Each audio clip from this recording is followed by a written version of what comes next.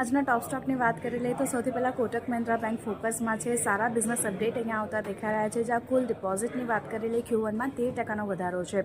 બીજી બાજુ નવીન ફ્લોરિનનું કાઉન્ટર કંપનીએ 750 કરોડ સુધી ફંડ એકત્ર કરવા માટે QIP લોન્ચ કર્યું છે, એને કારણે અહીંયા પોઝિટિવિટી બનતી દેખાઈ રહી છે. વાત કરી લઈએ JSW ઇન્ફ્રાની તો અહીંયા કોલકાતા પોર્ટ પાસેથી કંપનીને 740 કરોડનો ઓર્ડર મળ્યો છે, એને કારણે પોઝિટિવિટી સાથેનું કામકાજ થઈ રહ્યું છે.